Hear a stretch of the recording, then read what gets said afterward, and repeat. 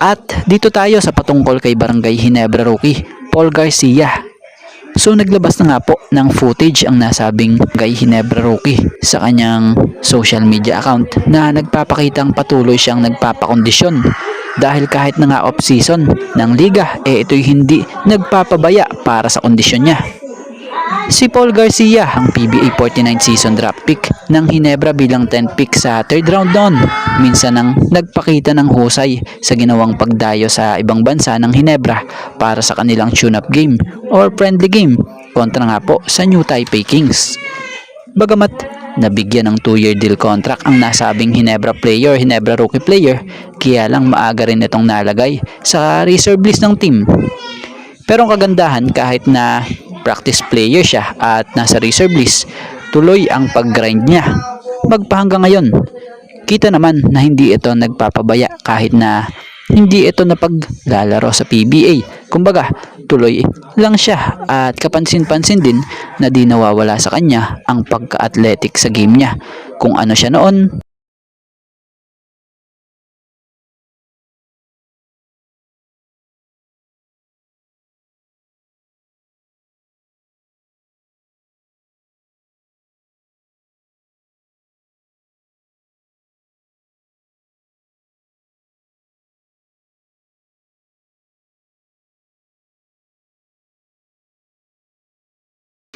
ganon pa rin siya ngayon.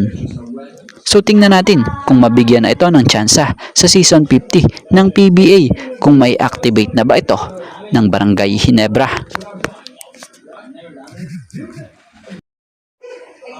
So sobrang desidido talaga itong si Coach Tim Cone na patibayin pa ang kanilang team dahil sa ginagawa nga po nilang pagpapakondisyon at training dito sa kanilang ginawang training camp bilang paghahanda na rin sa upcoming 2025 FIBA Asia Cup.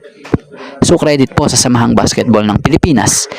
Batay nga sa mga nilabas nilang latest pictures, ilang ini-update, kapansin-pansin na pinangungunahan nitong si Coach Tim Cone ang koponan ng Gilas Pilipinas dito sa kanilang film session na siyang parte ng kanilang training camp na ginaganap sa Pampanga. So ito pala'y maikling training camp nila sa Pampanga bilang pagpeprepara for the FIBA Asia Cup. Kung tutuusin, maganda yung ginagawa nilang ganito dahil doon pa lang sa film session na makakakita na nga sila ng pwede nilang maging advantage sa mga teams na makakaharap nila o makakalaban. Pero bago yun, haharap muna ang Gilas Pilipinas. Para sa mga hindi nakakaalam, dalawa nga pong tune-up game ang nakaabang sa kanila. Una dito ay ang kontra dito sa team ng Macau Black Bears bago nga sila lumipad patungong abroad. At ang pangalawa ay ang national team ng Jordan pagdating nila sa Jeddah ilang araw bago mag-umpisa ang 2025 FIBA Asia Cup, dahil sa ito nga'y bilang pagpapamomentum na rin nila sa kakaharapin nilang mga laban sa FIBA Asia Cup. So ang Gilas nga ay part ng Group D na kung saan makakalaban nila rito ang mga bigatin din agad na national team gaya na lamang ng New Zealand, Chinese Taipei at itong Iraq. At bago nga ang lahat, baka naman po pwedeng makahingi ng isang subscription para sa ating channel or paki-follow na rin po kung nagustuhan nyo ang ating mga basketball update. At kung ito na may makakabigat para sa inyo, kahit isang like and share na lamang po. Maraming salamat po.